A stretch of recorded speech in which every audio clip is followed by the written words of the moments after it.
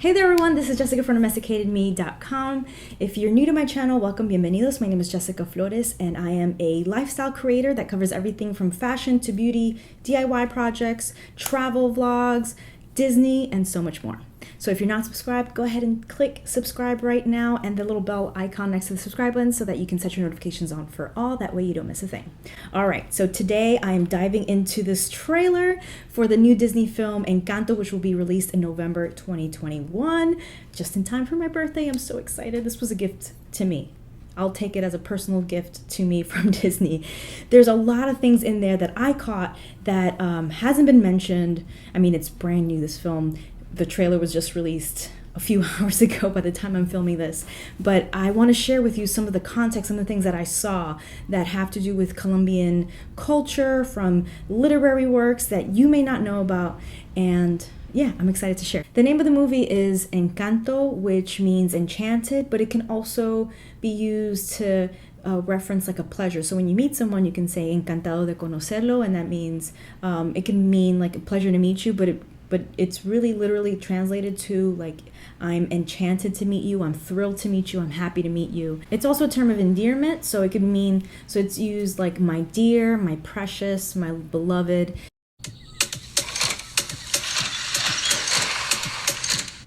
Okay, so I'm stopping it right away. The first thing I noticed obviously is the house. The house is designed to look like traditional colonial style houses in Colombia, and it has some of those features that are really well known to Colombians. They're white with red porches, they have terracotta tile roofs, really beautiful.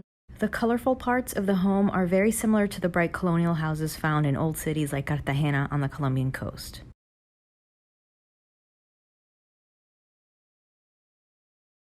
The other thing I want to mention that I don't know that a lot of people would get, but you saw a lot of yellow butterflies fly across the screen. You're gonna see a ton of butterflies all over this trailer. So number one, it might play a really important role in the story of the film. It's not only do you see actual butterflies, but you'll see them throughout the film in different ways. But another reason why I think that they may have chosen butterflies is that it could be a reference to Gabriel Garcia Marquez. Gabriel Garcia Marquez is a Nobel Prize winning journalist, fiction and nonfiction writer. He is known for magical realism, which I think played a huge role in the creation of this movie. Now, this movie is not magical realism. It's actually, I think, like more the opposite. It's very magical, and Mirabel is the only character or member of this family who doesn't have magical powers. Magical realism is something, like I said, opposite. It's magic, unlikely things, but it happens in normal real life settings, but it's just accepted as reality, as something normal. In his most famous book, the magical realism masterpiece, Cien Años de Soledad, 100 Years of Solitude, there is a character, there's butterflies all over his works, but specifically, just to give you an example, there is a character who is always surrounded by butterflies. So much so that when his love interest looks at his home and sees that the house is filling up with butterflies, she knows that he's home. So I'm hoping, and I think that that's where that influence, that's why we're seeing a ton of butterflies in this trailer, and maybe part of the storyline.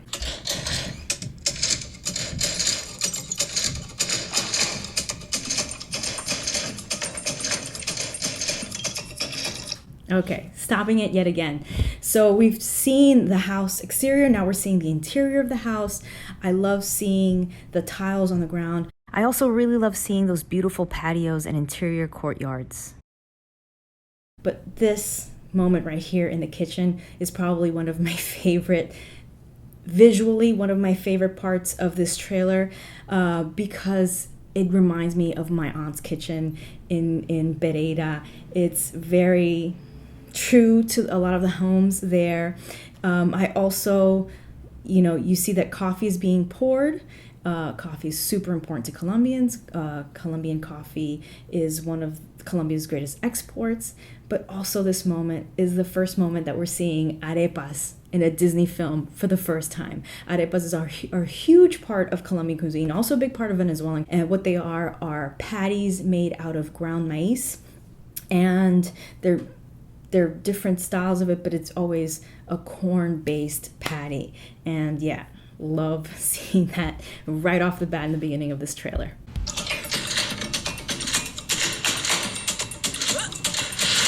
Strong lady.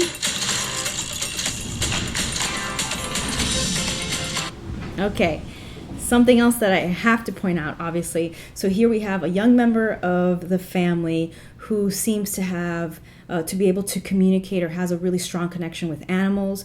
First animal we see right there is a jaguar, and then a chiriguiro, and the tropical Colombian birds. So that's great, obviously a great depiction of some of the animals and creatures that you can find in Colombia, but also the first depiction of an Afro-Colombian in a Disney film. And that is such a huge moment for so many, for representation, for just being accurate to the depiction of what Latin American people look like.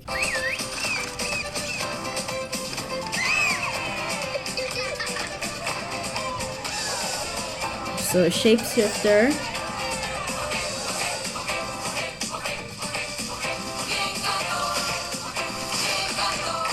Speaking of representation, some of these characters might also maybe be indigenous, which would be another amazing detail if that is the case. But I also want to talk about the clothes that I'm seeing here. The clothes are accurate. I think they're taking fashion from different parts of Colombia in this one setting. There's some traditional old folkloric clothing style. So based on the clothing, it looks like it might be the late 1800s, maybe early 1900s, especially when you see the grandmother.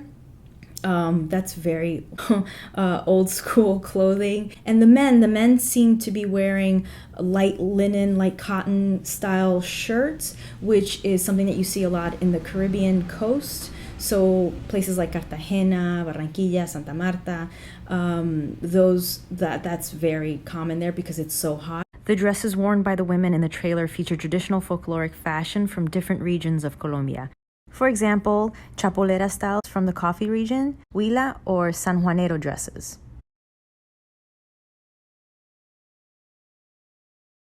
Mirabel's outfit closely resembles the típico looks of the Santander region.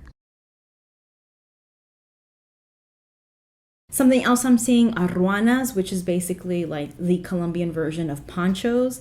That is super on point. Mirabel is wearing a Wayu mochila. Those are super popular in Colombia. They're made by the Wayu people, and it's the largest indigenous ethnic group in Colombia. Another thing that I really love seeing in the wardrobe of the characters is the sombrero volteado, which I have one right here. These are traditional, worn by so many.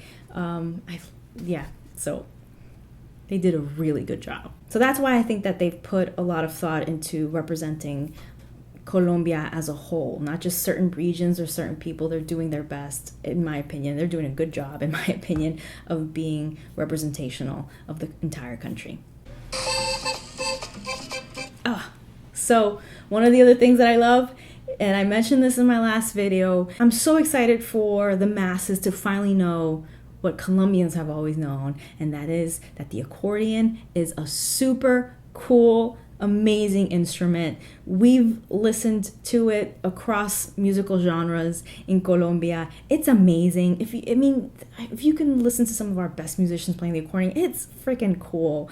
And I feel like it's not held in such high regards in other places. Now, there are other Latin American countries that have accordions in their music, so and accordion style instruments like in Argentina, but yeah, I'm glad for it to come to other places, to reach other people, to know that accordions are really cool.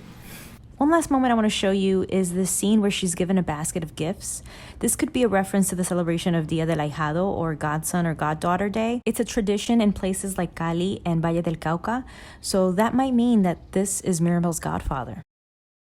A closer look at the basket shows you several objects that are a big part of Colombian culture. First, you'll see the use of the colors yellow, blue, and red, which are the colors of the Colombian flag. The caramel-colored blocks in the back are panela, a staple in the Colombian diet, made from pure, unrefined sugarcane juice. Another Colombian diet staple that can be found in the basket is yuca, also known as cassava. It's a root vegetable that can be consumed as a baked side in soups or stews, or as fries. This basket contains some beloved traditional toys like the valero or coca, which has indigenous roots, and yo-yos. While Lin-Manuel Miranda has written the songs for the film, the song that's playing in the trailer is an original song by Carlos Vives, who is a really well-known, successful Colombian vallenato singer. All right, there's a tropical storm going on outside my window, so excuse the background. The name of the song is Colombia Me Encanto, which is a reference to the title of the movie, but also, again, means like my love, my dear. So Colombia, my dear. It's an ode to Colombia, and he specifically said that it's a celebration of the magical diversity of Colombia. So there's a lot of love, a lot of detail, a lot of research went into this movie, which is why I'm really excited about it. I'm so excited about it. I cannot wait to see this film. I'm really hopeful, and I have a feeling that I'm just gonna fall in love with it just based on this trailer, just from all of the details that I found in the trailer. I'm really excited, and I think it's gonna be great. Speaking of music, the one thing I really couldn't identify with certainty were the dances. Based on Lin-Manuel's comments about the music in the film, we might also get a chance to see some of Colombia's different dances. Do you think you can identify these? And the last thing that I'll talk about is the cast. The cast is incredible. I'm so excited to see so many Colombian people in this cast, featured in this movie. So we know that the protagonist, Mirabel, is played by Stephanie Beatriz, which she's half Colombian. You might know her from Brooklyn Nine-Nine, but the cast also includes Wilmer Valderrama, who's also half Colombian, and Adasa, who's an Afro-Colombian musician. We have Diane Guerrero, who is I love Diane Guerrero, but she's been in Orange is the New Black, and she wrote the book In the Country We Love. We also have Mauro Castillo, who's an Afro-Colombian musician who is incredible. He was a singer for Grupo Nietzsche, which is one of the biggest salsa bands in Colombia and across the world. There's also Angie Cepeda and others. So really excited to see actual Colombians or people of Colombian descent and also Afro-Colombians included in this cast. I'm just sold. I'm thrilled. I'm so excited to see this movie. Based on all of the detail that I saw included in just this trailer, I'm just so hopeful, and I just know that I'm gonna love it. I appreciate the thought and research and respect that was clearly put into this film. I could see that just based off this trailer. Let me know if you caught anything that I didn't mention in this video, things that I didn't catch, things that you want to share, things that you think the film might be referencing in terms of Colombian tradition, culture, history. Let me know. Thank you so much for watching. Please subscribe if you're not subscribed already, and click the little bell icon next to the subscribe button so that you can set your notifications on for all. That way you'll be notified whenever my videos go out. And I make new videos every single week, so if you set on your notifications, you won't miss a thing. Click right here to watch my last video, or click down below to watch another video that you might enjoy. Thanks again for watching. Stay tuned.